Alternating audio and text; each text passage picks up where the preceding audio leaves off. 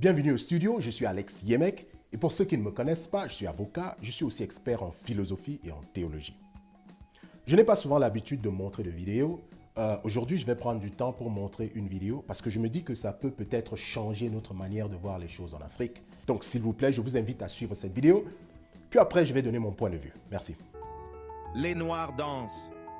Pendant que le monde avance, pendant que l'Europe émerge, pendant que l'Amérique triomphe, pendant que l'Asie se construit en Afrique. Les Noirs dansent. Oui, ils dansent, ces Noirs, ces bons Noirs fabriqués par la colonisation. Pendant que les jeunes Européens lisent et écrivent des livres, pendant que les jeunes Américains créent Google, Facebook, Microsoft, YouTube et vont sur la Lune. Pendant que les jeunes Asiatiques fabriquent des missiles, des smartphones, des voitures, en Afrique, les Noirs dansent. Ils dansent dans les églises, chantent pour louer Yahvé, Allah, Elohim et d'autres dieux qu'on leur a imposés et aller en boîte de nuit, ceux noirs, pour la plupart, ne songent à rien sauf à danser. La nuit est faite pour dormir, mais les Noirs dansent au point d'oublier le travail de demain. Pendant que les jeunes Chinois viennent envahir l'économie africaine en occupant tous les secteurs pour faire fortune. En Afrique, les jeunes fuient l'agriculture, l'artisanat et l'élevage. Ils rêvent des bureaux, de la fonction publique, de l'Occident, de gagner à la loterie, mais en attendant, ils dansent. Oui, ces Noirs dansent. Ils dansent la danse de leur déchéance. L'émotion est noire. Pendant que les jeunes occidentaux créent des ONG internationales pour se développer, ces Noirs dansent pour finir le lendemain dans la famine, pour enfin se laisser duper facilement par la politique et s'entretuer et laisser la place aux jeunes occidentaux venir avec leurs ONG pour voler nos richesses. Ces Noirs dansent et boivent dans les boîtes et bars. Pendant que les jeunes Chinois sont dans nos mines d'or et diamond pour travailler nos richesses à leur guise. Oui, putain, ces Noirs dansent, ils dansent, pendant que nos chefs d'État corrompus vendent nos richesses sous train aux Occidentaux pour le futur bien-être de leurs enfants. Chers amis, nous voici arrivés à la fin de cette vidéo. Nous espérons sincèrement que vous avez apprécié le contenu que nous avons partagé avec vous aujourd'hui. Alors, j'aimerais commencer par dire que cette vidéo ne s'adresse pas à la culture africaine. Dans la culture africaine, la danse et la musique sont une manière de nous exprimer. Contrairement à d'autres cultures dans le monde, la deuxième des choses que j'aimerais dire, c'est que cette vidéo ne parle pas de tous les Africains. Il y a des Africains qui sont très intelligents, qui inventent, qui font de grandes choses dans le monde entier. Par exemple, il y a un Africain, je crois au Zimbabwe, qui s'appelle Maxwell, qui a inventé une télévision qui se recharge sans être branchée. Il y a des Africains très sages et intelligents dans tout le monde entier. Donc, j'aimerais appuyer que ce n'est pas de ça dont on parle dans cette vidéo. Par contre, le message général de cette vidéo est que l'Afrique, pendant que le reste du monde participe au développement intellectuel du monde, comme par exemple des inventions, de la production, l'Afrique est loin derrière. C'est de ça qu'on parle dans cette vidéo. C'est-à-dire que, au lieu qu'on se mette ensemble, qu'on s'unisse en Afrique, pour qu'on puisse aussi inventer des choses comme nos propres réseaux sociaux et autres, nous consumons beaucoup. Je donne l'exemple du pétrole en Afrique. En Afrique, on a beaucoup de pétrole, mais pas d'usine de raffinerie. Est-ce que c'est normal? Les autres viennent, ils prennent le pétrole, partent raffiner ça dans leur pays et revendent aux Africains ce pétrole-là. L'agriculture, par exemple. On a vu ici comment le président de l'Union africaine est parti supplier la Russie de pouvoir donner du blé à l'Afrique. Alors que nous avons des terres où on peut faire de l'agriculture mieux que les autres continents. On a vu comment la Chine va en Afrique pour faire du riz. Prennent le riz qui est bien produit en Afrique sur des terres meilleures que leurs terres, ramènent ça dans leur pays et puis revendent en Afrique un riz qui n'est peut-être pas mieux que le nôtre. Est-ce que c'est normal? Pendant que le reste du monde est en train de chercher comment évoluer dans un monde multipolaire qui est dirigé aujourd'hui par la Russie et la Chine, nous passons le temps à danser dans des boîtes de nuit, à s'insulter dans des réseaux sociaux et autre chose. C'est de ça qu'on parle dans cette vidéo. Nous avons 3 grands problèmes en Afrique qui nous empêchent de bien nous asseoir et d'inventer comme les autres le font. Le premier problème, c'est la croyance en cette fausse sorcellerie. C'est-à-dire que quand vous êtes dans un pays occidental et que quelqu'un tombe malade, on amène la personne à l'hôpital, on essaye de trouver une solution scientifique, médicale à ce problème. Mais en Afrique, à cause du manque de matériel, quand on ne peut pas déterminer ce que quelqu'un a dans un hôpital, on va conclure que c'est la sorcellerie. On lui a lancé un sort, on l'a attaché au village. On va aller tuer des grands-pères et des grands-mères qui n'ont rien à faire avec ça, simplement parce qu'on a déterminé que c'était la sorcellerie. Et donc avec ce genre de croyance, on ne veut pas travailler dur pour connaître le vrai problème. On n'a même pas une preuve de sorcellerie dans cette histoire. Mais on y croit et sacrifie des vies humaines.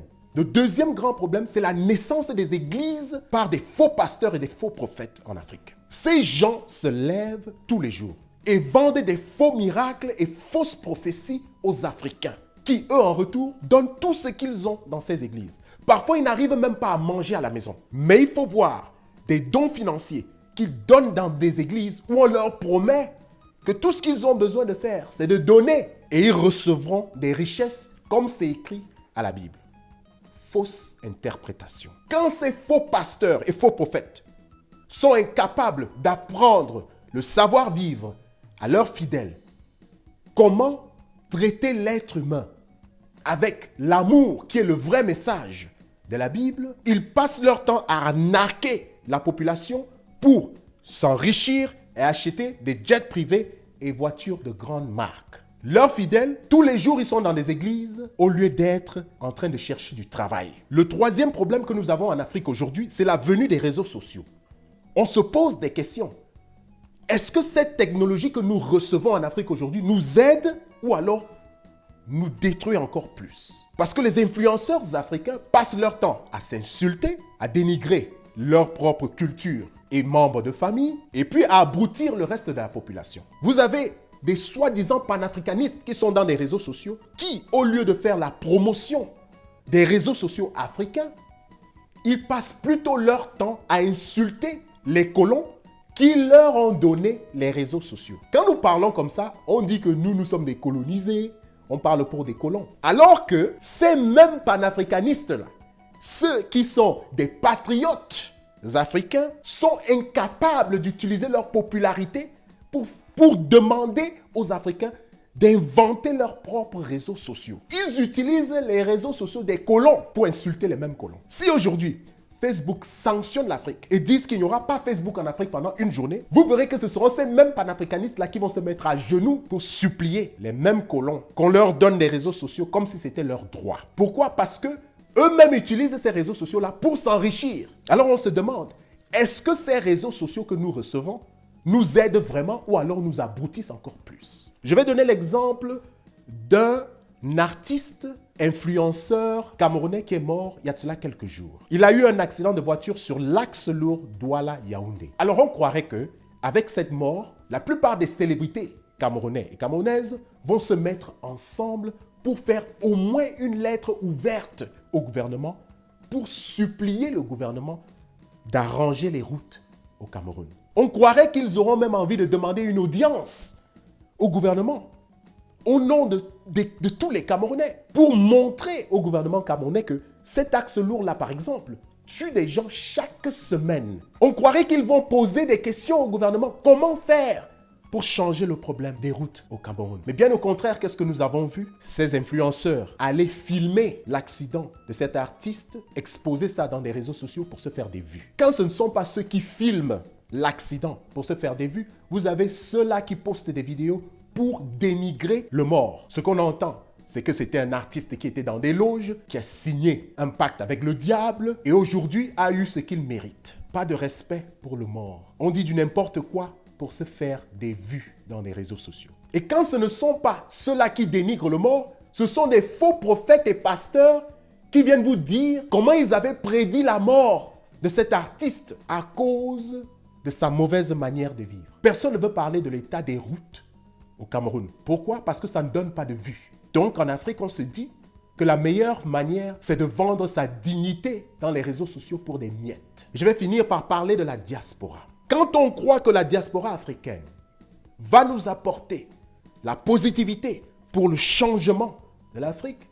Ce que nous voyons, ce sont les membres de la diaspora qui sont dans tout le monde entier, qui eux aussi participent à la destruction de l'Afrique. Parce que quand nous, les membres de la diaspora, nous sommes dans ces pays développés où nous faisons des petits jobs, on économise pour aller faire des vacances en Afrique et vendre le rêve aux Africains. Au lieu que les membres de la diaspora viennent apprendre aux Africains comment les pays dans lesquels eux y vivent ont développé, nous venons plutôt participer à l'abrutissement des Africains.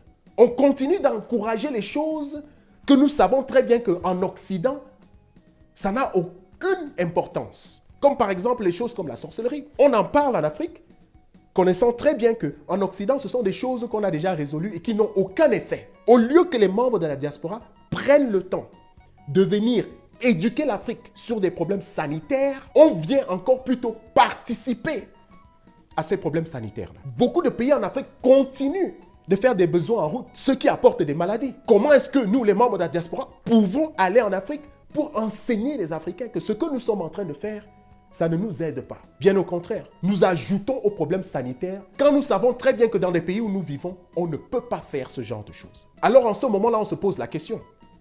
L'importance de la diaspora, c'est quoi?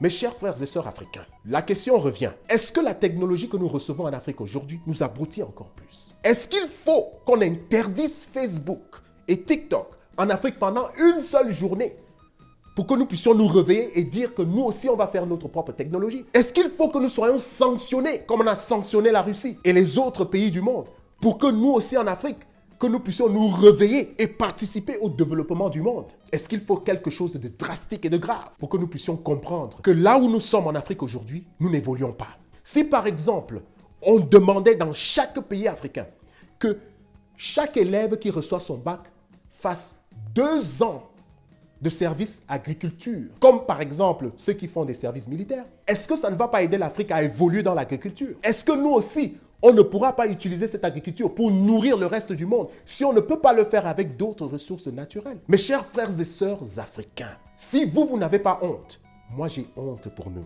Utilisons notre intelligence, nos dons et tout ce qui est à notre disposition pour être positifs au lieu d'être négatifs. Seuls ceux qui pensent au futur, ceux qui pensent à leurs enfants, ceux qui pensent à leur culture, ceux qui pensent à leur nation sont des vrais patriotes. Pas ceux qui sont des maîtres dans des insultes, des dénigrements des autres, surtout des insultes à ceux qui nous ont tout donné. J'espère que ce message va nous aider à comprendre cette vidéo que je vous ai présentée au début. Merci.